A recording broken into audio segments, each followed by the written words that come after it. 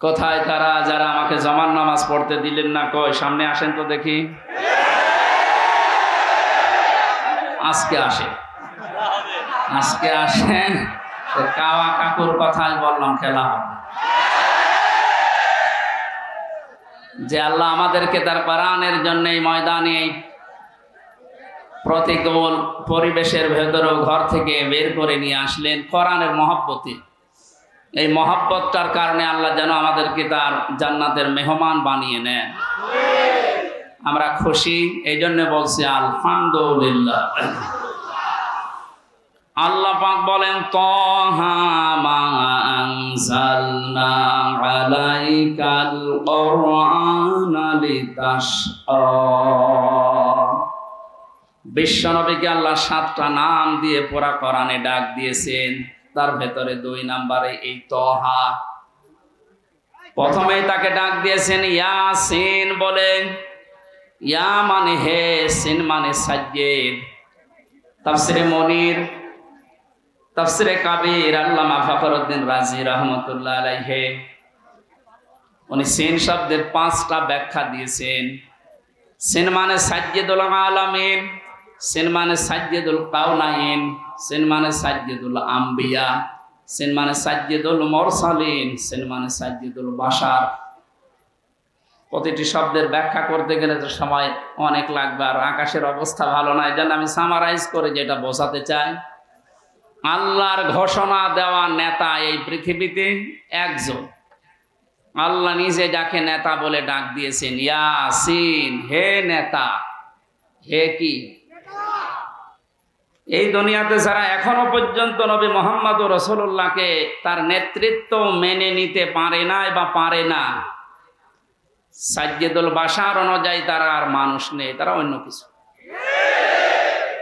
আপনি যদি বলেন যে আমি মানুষ, মানুষ পদবাচ্যে যারা বিবেচিত তাদেরকে আদর্শ মানা লাগবে মুহাম্মদ রাসূলুল্লাহ। কারণ এই একজন মানুষ সারা দুনিয়ায় কারো জীবন আমাদের কাছে পরিষ্কার না, পরিচ্ছন্ন না। তার অতীতের জীবনে কি করেছে এটা আমরা জানি না। এই কারণেই 5 তারিখের পরে আর একটাও বাবা খুঁজে পাওয়া যায়। কারণ এরকম হাজারো বাবা দুনিয়াতে আছে, মরা জিন্দা মিলে। কারো জীবন আমাদের কাছে পরিচ্ছন্ন না, পরিষ্কার না। কিন্তু মুহাম্মদ রাসূলুল্লাহর জীবন আমাদের কাছে এত পরিষ্কার।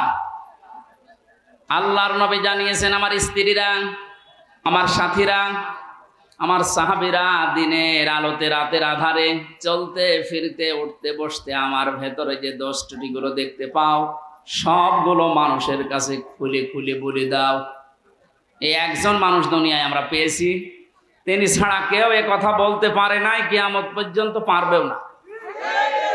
এই জন্যে আল্লাহ তার নামের শেষে আজিম লাগিয়েছেন, ওয়া ইন্নাকা লাআলা খুলুকিন আযীম। হে নবী, আপনি মহান চরিত্রের উপরে প্রতিষ্ঠিত।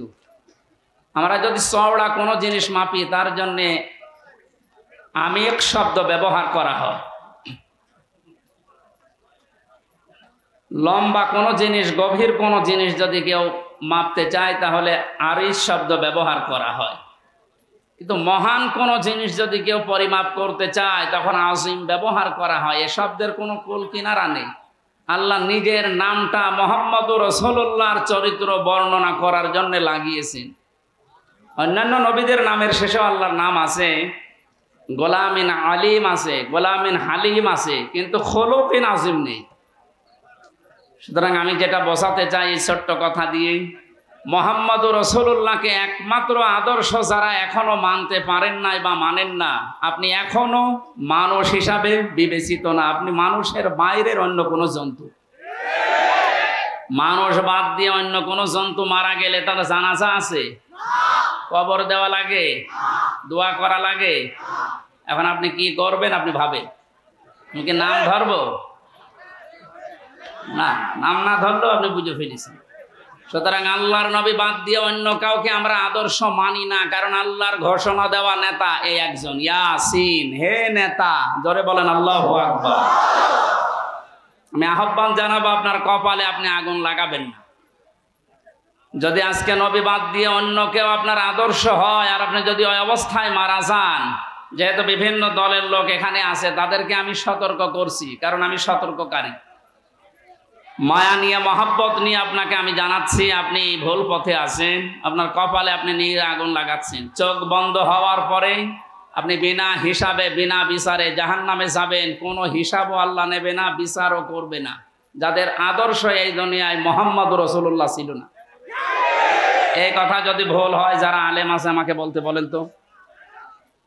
সুতরাং আমরা এই কথাটা মেনে নেওয়ার তৌফিক আল্লাহ আমাদেরকে যেন দান করেন, আমরা কামনা করছি, বলেন আমিন।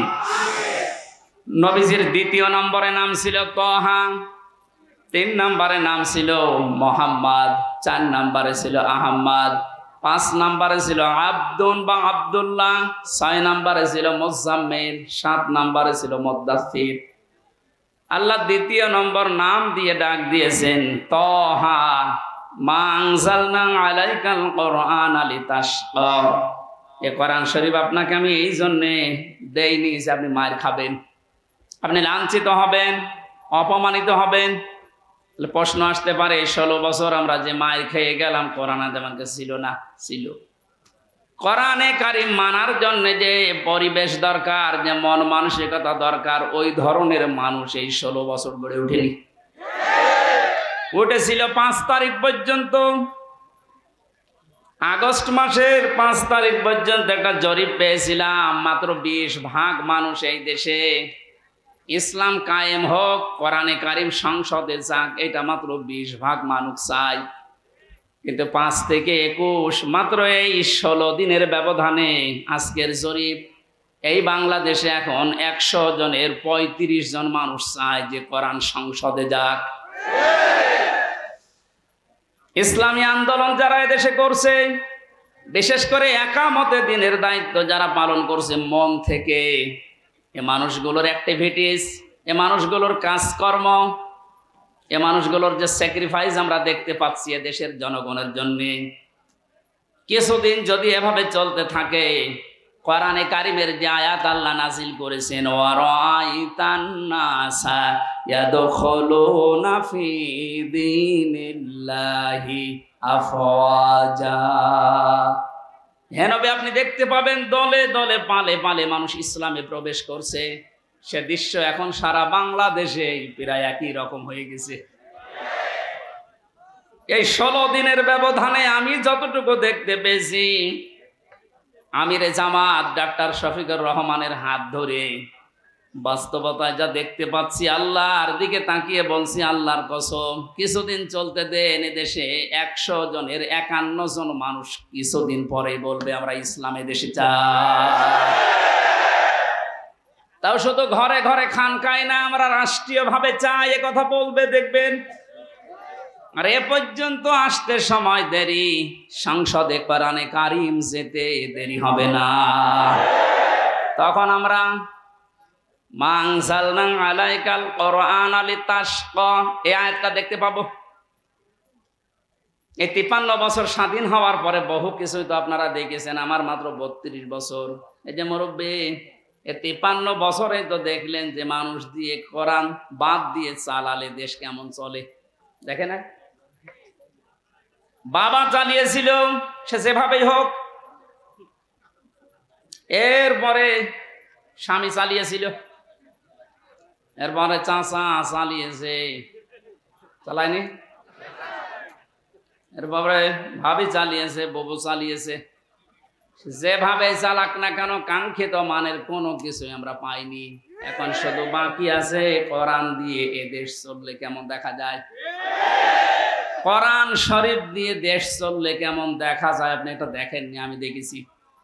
তাও 100% পাইনি সৌদি আরবে, মাত্র 70% পেয়েছি। তারপরে যে শান্তিতে তারা আছে, আমার মনে হয় কোরআন দিয়ে যদি এ দেশ চলে, এই দেশটা মিনি জান্নাত হয়ে যাবে। আজকে ডাক্তার শফিকুর রহমান ঘোষণা দিয়েছে, কোরআন দিয়ে যদি সত্যিই বাংলাদেশ আমরা চালাতে পারি, সব চাইতে বেশি নিরাপদে থাকবে, খুশি হয়ে থাকবে মেয়েরা। আজ নারী পক্ষ, নারী স্বাধীনতা আন্দোলন, নারী বিপ্লব পরিষদ, নারী মুক্তি পরিষদ, 13টা সংগঠন কাজ করছে ওদের পক্ষে। একটাও কাঙ্ক্ষিত মানের নারীকে যেভাবে নিরাপত্তা দেওয়া দরকার দিতে পারছে না। আমিরে জামাত যে ঘোষণা দিয়েছেন, আমার বিশ্বাস উনি মন মতো দেয়নি, ওরা কোরআন থেকে দেখে দিয়েছে। সত্যি যদি কোরআন কায়েম হয়, নবীজি যা জানিয়েছিলেন সানা থেকে হাসরা মাউত পর্যন্ত যুবতী সুন্দরী সব গুণে গুণান্বিত একটা মেয়ে সাজগোজ করে যাবে, তার মনের ভেতরে কোনো ভয় থাকবে না আল্লাহর ভয় ছাড়া। ওই রকম একটা পরিবেশ আমরা উপহার দিতে পারবো কোরআন দিয়ে ইনশাআল্লাহ। তাহলে এটা আমরা জীবনে চর্ম চোখে দেখতে চাই। 53 বছর যা চলেছে পাইনি, এখন কোরআন দিয়ে চললে কেমন দেখা যায়। আল্লাহ তুমি এটা একটু দেখার তৌফিক আমাদের জীবনে দাও, বলে না আমিন।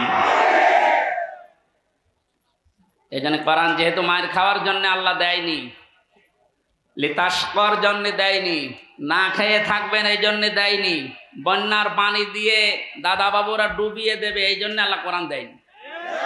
আজকে ফেনী, নোয়াখালী, চট্টগ্রাম সহ কয়েকটা জেলা অলরেডি ওদের পানির কারণে ডুবে গেছে।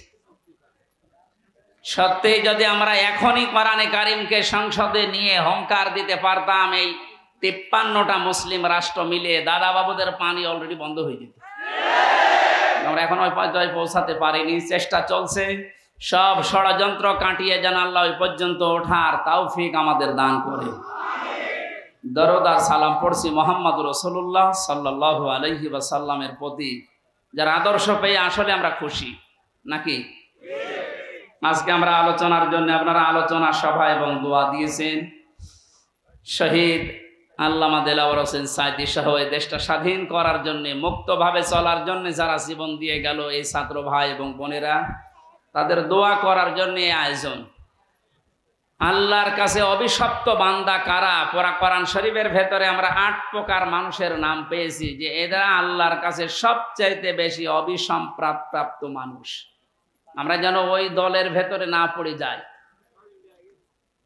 এই জন্য আজকের আলোচনাটা আমি এতটুকুই বলতে চাচ্ছি, কারণ সময় আমাদের অনুকূলে আসবে কিনা বা পরিবেশ আমাদের অনুকূলে থাকবে কিনা জানি না। বৃষ্টি জোরে আরম্ভ হয়ে গেলে আমরা মোনাজাত করে দেব।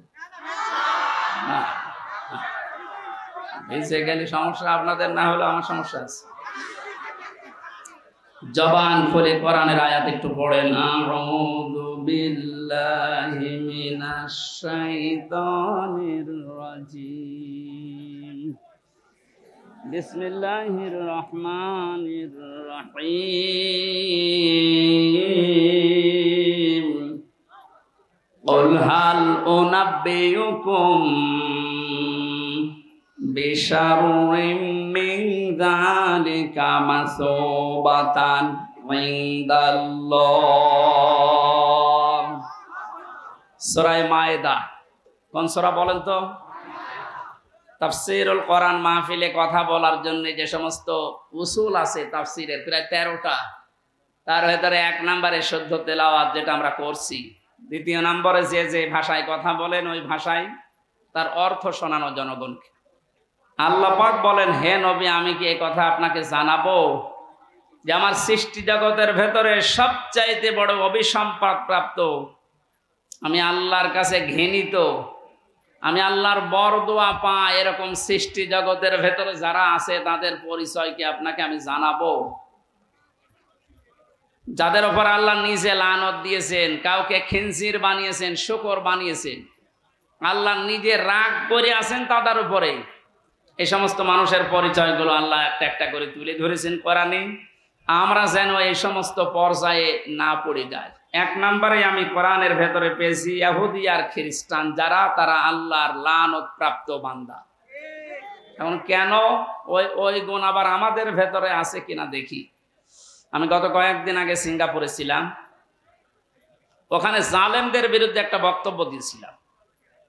এই কারণে আজ 2 দিন শুনলাম ওই দেশের কিছু কুচক্রী এবং আমাদের দেশের জালেমদের দোসর যারা, এরা মিলে একটা রিপোর্ট দিয়েছে ওই দেশের সরকারের কাছে, উল্টা পাল্টা বানিয়ে আমি নাকি পাসপোর্ট ভুয়া নিয়ে ওই দেশে প্রবেশ করেছিলাম। এখনো পর্যন্ত আমার পাসপোর্ট আছে, ভুয়া কিনা আপনি পরীক্ষা করেন তো। যেহেতু যে কথাগুলো 1-1.5 ঘন্টা বলেছি সিঙ্গাপুরে, সবগুলো জালেমের বিপক্ষে গেছে, এই কারণে ওদের রাগ। আর ওরা এর জন্য ব্যবহার করেছে কয়েকটা গোয়েন্দা সংস্থাকে। এই যে এই মানুষগুলো কেন অভিসম্প্রাপ্ত প্রাপ্ত আল্লাহর দরবারে, লানত প্রাপ্ত এরা, আল্লাহ নিজে বরদোয়া করছে। আপনি টের পাচ্ছেন? দেখেন কেন এক নম্বরে ইহুদি খ্রিস্টানদের নাম পেলেছি। এখানে যত মানুষ আমরা নামাজ পড়লাম এশার সময়, নামাজ পড়েননি? এশার সময় প্রত্যেকেই বলেছিলাম গায়রিল মাগদুবি আলাইহিম ওয়ালাদ-দাল্লিন। আল্লাহ তুমি গজব নাজিল করো ইহুদি এবং খ্রিস্টানদের, এই সমস্ত মানুষের পথ তুমি আমাদেরকে দেখিও না। প্রশ্ন আসতে পারে কি করেছে দুনিয়ায় তারা যে এদের জন্য প্রতি ওয়াক্ত নামাজে সবাই মিলে আমরা বরদোয়া দিতে আসি। কেউ যদি অন্য কোনো নামাজ নাও পড়ে, শুধুমাত্র ফরজ নামাজ পড়ে, তাও প্রতিদিন 17 বার এই আয়াতটা পড়ে আল্লাহকে শোনায় আর বরদোয়া চাই, গায়রিল মাগদুবি আলাইহিম ওয়ালাদ-দাল্লিন। যে দুইটা জাতির কথা এখানে পেয়েছি, একটা ইহুদি আর একটা খ্রিস্টান। কারণ হচ্ছে এই তাফসিরে মুফাসসির লিখেছেন ফি জিলালিল কোরআনে সাইয়্যিদ কুতুব, তিনি বলেন ইহুদি আর খ্রিস্টানদের জন্য আল্লাহ বরদোয়া শিখিয়েছেন এই কারণে, কারণ এই মানুষগুলো দুনিয়াতে সত্যকে সত্য জানার পরেও মানে না।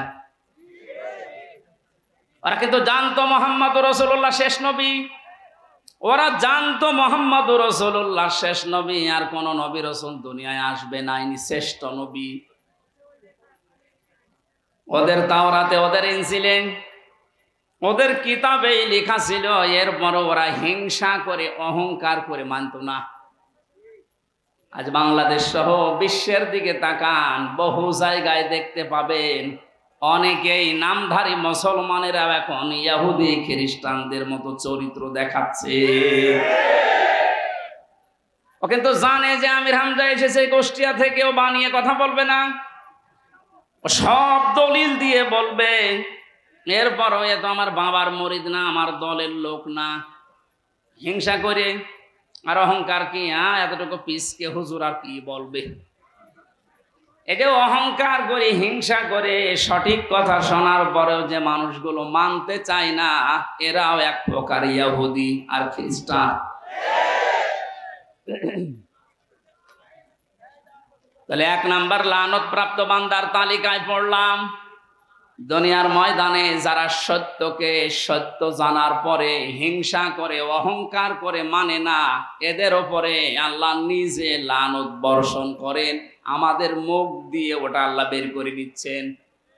কিছুক্ষণ আগে যেটা দিয়ে এসেছিলেন ওটা আবার নিজের বরদোয়া নিজের ঘাড়ে পড়ে কিনা আপনি টের পাচ্ছেন।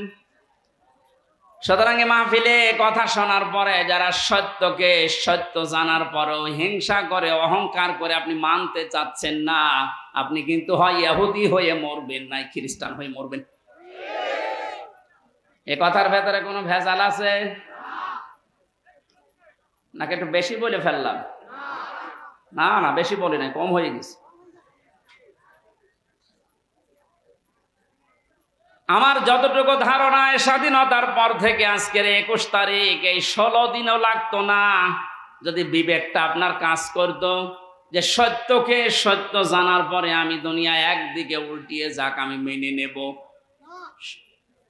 যদি আপনি মনে মনে সিদ্ধান্ত নিয়ে এগিয়ে আসতে পারতেন, আল্লাহর কসম এই 16 দিনে এই 35% না 51% পার হয়ে যেত।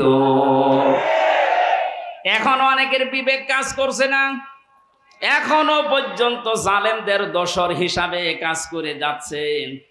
ওদের পক্ষে স্ট্যাটাস দিচ্ছেন, জালেমের পক্ষে গুণগান করছেন। আপনি কি জানেন কোন মানুষ যদি জেনে শুনে জালেমের পক্ষে কথা বলে, জালেমের পক্ষ অবলম্বন করে, চিরতরে ওর জন্য নবীর সুপারিশ হারাম হয়ে যায়। শুধু এতটুকুই না, কোন মানুষ যদি সত্যি জালেমের পক্ষ অবলম্বন করে, জেনে শুনে, না জেনে করেন সেটা আলাদা, জেনে শুনে যদি জালেমের পক্ষ নেন, তাকে সাহায্য করেন কথা দিয়ে, কাজ দিয়ে, অর্থ সম্পদ দিয়ে, ঝাঁকানি দিয়ে, অনেকে লাইভ দিয়েও সাহায্্য করছে জালেমদের। কথা বলেন এখন। এক জালেমের দেখলাম, সে জালেম পর্যন্ত আরেক জালেমকে বলছে, আপা ভয় পাবেন না, আপনি ভয় পেলে আমরা গুমড়িয়ে যাই। কত বড় জালেম! আপনি ভয় পাবেন না, আপনি ভয় পেলে আমরা নরম হয়ে যাই। জালেমদের সবচাইতে বেশি ভয় তার জীবনে, আর ইমানদারের জীবনের কোনো ভয় আছে? কারণ ও জানে আমি যত তাড়াতাড়ি যাব তত তাড়াতাড়ি জান্নাত পাবো।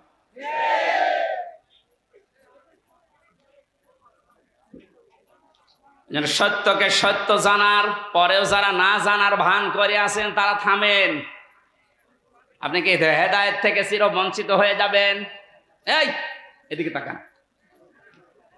কোরআনে কারিমের সবচাইতে ভয়ঙ্কর আয়াত এটা আমার কাছে মনে হয় সূরা আরাফ 9 নম্বর পারার 13 নম্বর পৃষ্ঠার 2 নম্বর লাইনের 179 নম্বর আয়াতের প্রথম অংশে আছে। আল্লাহ রাব্বুল আলামিন বলেন, ওয়ালাকাদ যারানা লি জাহান্নামা কাসীরাম মিনাল জিন্নি ওয়াল ইনস লাহুম কুলুবুন লা ইয়াফকাহুনা বিহা। অধিকাংশ মানুষ আর জিনকে আমি জাহান্নামে দেব এই জন্যই বানিয়েছি। 3টা ইন্দ্রিয় শক্তির কথা আল্লাহ এখানে দিয়েছেন। তার 1 নম্বরে যাদের কলব আছে, হৃদয় আছে, চিন্তা আছে, কমন সেন্স আছে, কিন্তু এটা কাজে লাগায় না, এই মানুষগুলোকে আল্লাহ জাহান্নামে দেবে বলে ঘোষণা দিয়েছেন। অথচ বাংলাদেশে এখনো পর্যন্ত অনেকের বিবেক কাজে লাগছে না। সাফ কথা শোনেন, জাহান্নামের সাঈর নামে যে দরজা আল্লাহ বানিয়েছেন, জাহান্নামের একটা দরজার নাম সাঈর। নাম কি?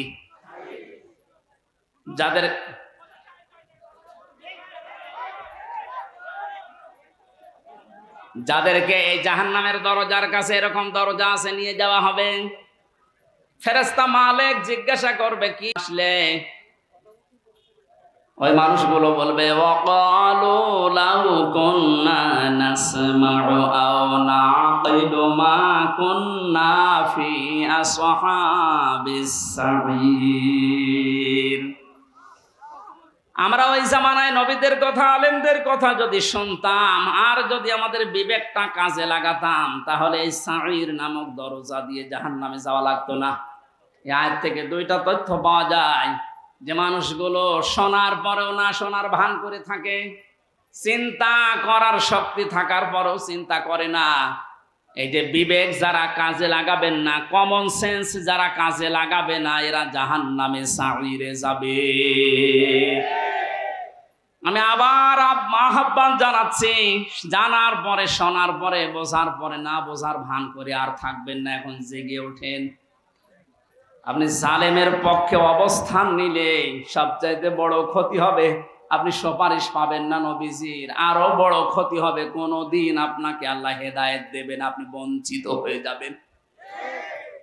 কারণ আল্লাহর আরশ কেঁপে ওঠে তখন যখন মানুষ জালেমের পক্ষ নেয়, কথা বলে। আপনাকে এর চাইতে আর কি দেখানো লাগবে? মাওলানা হোসাইন বলছিলেন যে আয়না ঘর, আর আমি নিজের সাক্ষী, মাটির নিচে আমি ছিলাম, আমি বাস্তবতা দেখেছি। এটা কত ভয়ঙ্কর জায়গা। একটা মানুষের সাথে মানুষ এই আচরণ করে না, আমার বিবেকে কোনোদিন বলে না এগুলো মানুষ নেই। আর আয়না ঘরের সাথে যারা জড়িত প্রত্যেকটাই জানোয়ার। ব্যারিস্টার আরমানকে 6 মাসের বাচ্চার বুক থেকে ওর বাচ্চাকে ধাক্কা দিয়ে ফেলে নিয়ে চলে গেছে। 8টা বছর হাত খুলে দেয়নি, পা খুলে দেয়নি, শুধু পোশাক আর পায়খানার সময় ছাড়া। তাও 1.5 থেকে 2 মিনিট মাত্র সময় দিত। আমারে যখন মাটির নিচে নিয়ে গেছে, বারবার আমাকে তাকিদ দিয়েছে। 11 ঘন্টা টাঙিয়ে রেখেছিল আমারে। 3টা বছর যে জেলখানায় ছিলাম, ও জেলখানা না, ওটা ফাঁসির কন্ডেম সেল, ওটা আরো ভয়ঙ্কর। আমি নিজে সাক্ষী দিচ্ছি, কারো কাছে শোনা কথা না। এত বড় জুলুম, অত্যাচার, নির্যাতনের সাথে যারা জড়িত, এরপরও আপনি জালেমের দোষ খুঁজে পান না। আপনি যদি আমার মতো এরকম বিপদে পড়তেন তখন বুঝতেন। এই জন্যে তো জালেমের পক্ষে কোনো কথা আসে না। বলবো কি দিয়ে? ওর পক্ষে কথা বলার মতো কোনো লাইন, কোনো রাস্তা আমার আর জানা নেই। কারণ যা যা দেখে এসেছি, ও ওর পক্ষে কথা বললে আল্লাহর আরশ আমার প্রতি নারাজ হয়ে যাবে। এজন্য সত্যকে সত্য জানেন, বোঝেন, আপনার বিবেক কিন্তু আছে। আমিরে জামাত যে ঘোষণাগুলো দিচ্ছে, এত বড় অত্যাচার, জুলুম, নির্যাতন সহ্য করার পরও আমার মনে হয় মানুষ না, উনি একজন ফেরেশতা। এই লোকটার সাথে আমি 4 দিন ছিলাম জেলখানার ভেতরে। 4 দিনেই বুঝেছি মানুষের আচরণ এরকম হয় না, এমন এক ফেরেশতা আল্লাহ বানিয়েছে। মানুষ এত সুন্দর করে কথা বলতে পারে, এত সুন্দর আচরণ করতে পারে, আর এত ইবাদত তার। খালি দূর থেকে উল্টাপাল্টা ধারণা করেন জামাতের আমির। আপনি জানেন কি করে সে? আমি যুবক মানুষ, 32 বছর বয়স।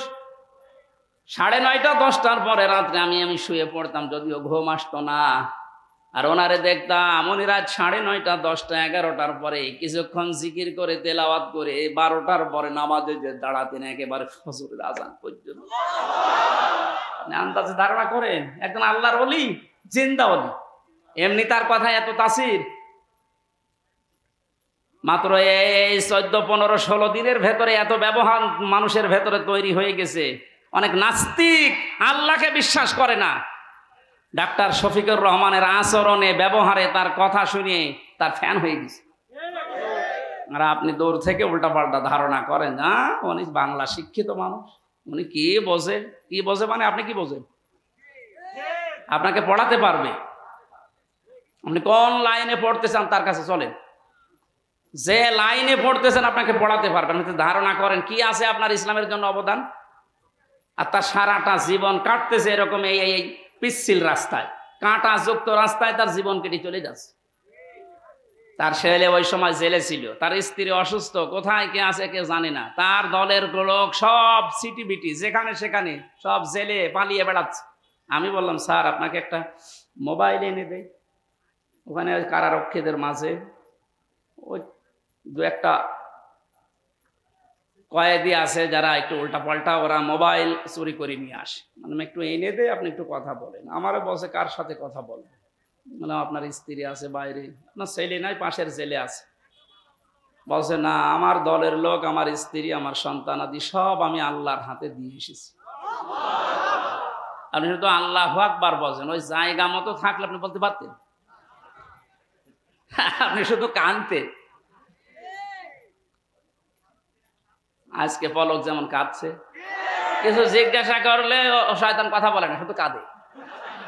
এটা ওর ভান ধরা। আর এক শয়তান আছে, এ আনিসুল হক, এও কথা বলে না, শুধু হাসে। একটা কাঁদতেছে আর একটা হাসতেছে। আমার মনে হয় এর শয়তানে কাতুকুতু দিচ্ছে। এই ভয় ধরে থাকলে হবে না। আমাদের যেমন করেছে মাথায় দড়ি দিয়ে ছাগলের মতো, গরুর মতো টেনে নিয়ে গেছে, এইভাবে করা যায়।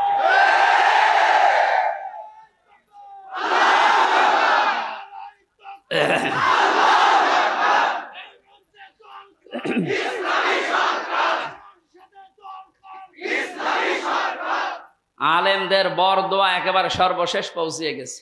মাওলানা রফিকুল ইসলাম খান এইরকম একটা মুরব্বী মানুষকে মাজায় দড়ি দিয়ে, পায়ে শিকল দিয়ে, তাও সে ডান্ডা বেড়ি, হাতে শিকল দিয়ে, মনে হচ্ছে যে ছাগল টেনে নিয়ে যাচ্ছে। আমারও দিত, আমার শরীর চলে না, ও জানতো যে পালাবে না, তারপরও সেই মুখের ভেতরে কি দেয় একটা, যে কি হেলমেট, এরপরে বুকে দেয়, কেউ যেন আমার মেরে না ফেলে। ওরা নিজেরাই আমার মেরে ফেলছে, আর লোকে যেন না মারে সেফটি দিত। আবার হাতের ভেতরে দেবে হ্যান্ডকাপ, পায়ে দেবে ডান্ডা বেড়ি, মাজায় লাগাবে দড়ি, তাও সে যে মোটা দড়ি। এরপরে 2-3 জন পুলিশ ধরে ধরে টানবে, আর শয়তানরা ওই উপরতলা থেকে দেখে দেখে খিলখিল করে হাসত। ওসব দোষ না করলে এমনি ওরে নিয়ে যাচ্ছে। এবার টের পান, এখন যে ডিম মারছে মানুষ, পানি মারছে, এমনি মারছে। একটা সরকারের রাষ্ট্রীয় ব্যবস্থায়